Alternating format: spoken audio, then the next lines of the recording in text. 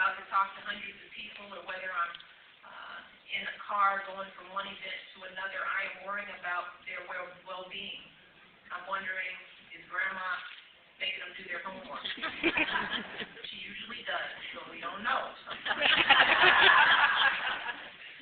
So they're always on my mind. So for me, policies that support working women and families aren't just about politics for me. This is personal. When I was a kid, my father, who many of you know because you've heard my story before, was a blue-collar city worker. He was a shift worker for the water filtration plant. And back then, my mother was able to stay at home and care for my brother and me because a man like my father could care for a family of four on a single salary. We went to public schools in the neighborhood because you could send your kids to the public schools in the neighborhood. But today, one income, especially an income like my father's, the city worker's income is not enough to care for a family. So in most families these days, both parents have to work. It's no longer a choice. And it's even harder for single parents. I don't know how they do it. And there are millions of them all over the country, millions of them right there in Virginia. And I'm sure that's some child calling. I know. I put my Blackberries up. But for these single mothers, they're often working more than one job just to make ends meet. And then for all of us, when the day is done and we're through with our work at the office, we come home to the real work. That still really falls mainly on the shoulders of women. I know we've got a few men out there. We love you. But sometimes you don't do all that other stuff. So we're left to worry about things like getting homework done and handing out discipline and doing the laundry and making sure kids get to doctor's appointments and dentist appointments. And then when all that work is done and we finally fall asleep tired at the end of the night, we've got that last worry, and it's just worrying out how we're going to get the bills paid. Come on. And when the bills keep piling up, the worries continue. Now, I know that if anyone were to ask any of us in the audience, we'd all agree that caring for our families is the most important thing that we'd ever do. It's a blessing.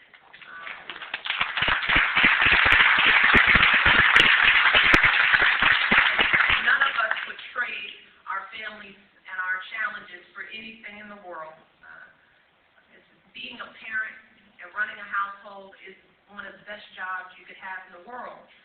But as Barack and I have traveled the country over the past year and a half, we hear from stories of parents all over this country who are working as hard as they can to do it all without enough support. Each of the women up here on this stage has a unique story, but all their stories have one common thing. It's that working women and families are carrying this enormous burden, and they carry it with pride, right? Women we're proud. We want to be able to do it all, but we're not given enough resources. So too often, we end up bearing weights that we can't handle, and we feel ashamed because we can't handle it. And that's what this election is about for Barack and for me. It's about the families who are doing everything that's asked of them, and more. And all they're asking for in return is a government that understands what's really happening to families. That's right. They're not asking for government to solve all their problems, but they're just asking government to find real ways to help. And this is something that Barack understands very well because he's been there. And I try to communicate. Barack has been there. He was raised by a young single mother. You know his story by now, who he saw struggle and sometimes have to rely on food stamps to take care of his kids and to finish her education. He's seen that. Barack and I are both lucky because we've been blessed with two world-class educations. And we wouldn't be here if it weren't for those educations, but those educations come at a high cost. And as a result, we just finished paying off our debt just several years ago. It's true. So we know what it feels like to carry debt. And Barack has seen firsthand how people people hurt when the economy suffers, because he's worked in communities for years that were devastated by the closing of steel plants and saw how devastated people are when jobs just disappear, and how that leaves people hopeless and feeling as if no matter how hard they work, they can't change their circumstance. And what Barack understands is that Americans are looking for policies that help them in their everyday lives, policies that benefit us all. They're looking for Washington not to stand in their way. That's all they want. So on election day, we have to make some choices. And when I look at the two candidates in this race and their plans for America's future, and when I think about all the families that we see across the country and the kind of help that they need right now, then the choice seems so clear.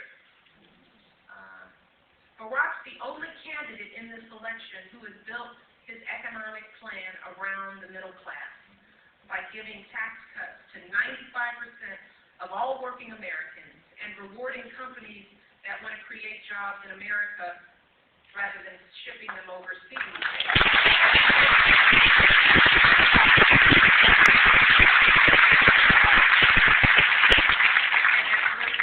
To make sure that women are paid fairly for the work that they do. Barack is the only candidate with a health plan that will cover all Americans and save families up to $2,500 and require insurance companies to cover preventative care and stop turning their backs on people with pre-existing conditions. Come on now.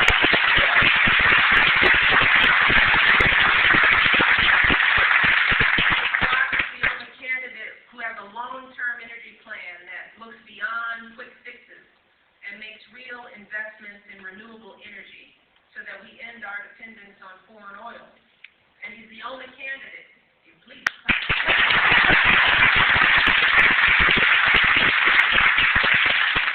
the only candidate who's talking about a comprehensive plan to invest in our schools. Oh, yes, yes.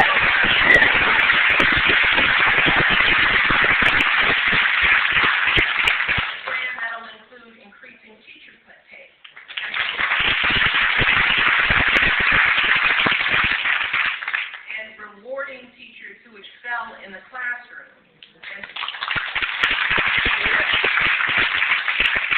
supporting young people who come out of our schools by reducing the cost of college tuition so that there's no child in this country who has to pay for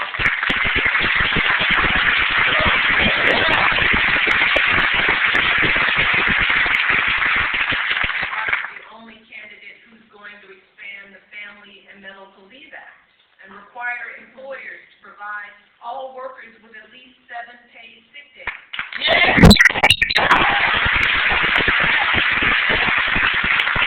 Sometimes it's hard to believe that we're still living in a country where 22 million working women don't have a single paid sick day in this country today. That's right. And there's only one candidate who is talking about changing that. Barack is the only candidate who has a timeline for bringing our troops home from Iraq responding. That we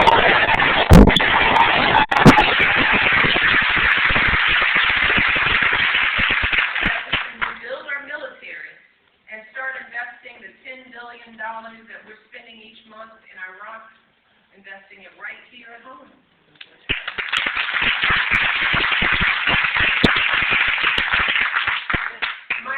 Barack's policies are the kind of change we need. And he's based every one of them on this simple principle, that we need to do more to support America's families. It's just simple. As President Barack is determined to change Washington so that instead of just talking about family values, that we also work to develop policies that actually value families.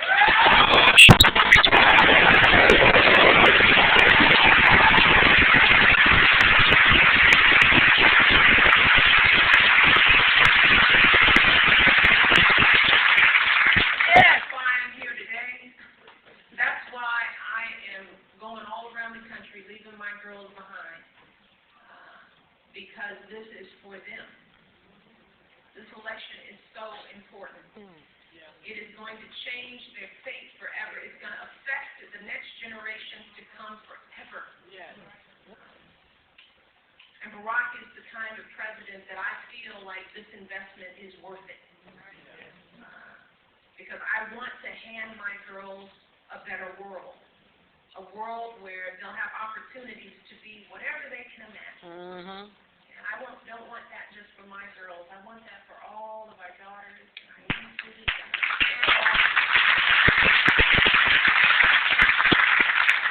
and we're so close. We have the opportunity to make change. Women's votes will make the difference in this race. That's right. So what I urge people is to understand the issues and to vote on the issues. And if we vote on the issues and we listen to the stories of the women behind us, we'll be reminded of what's at stake. And then our choice will be clear. So I want to thank you all for taking the time to be here, and I look forward to hearing from the stories behind us. Thank you.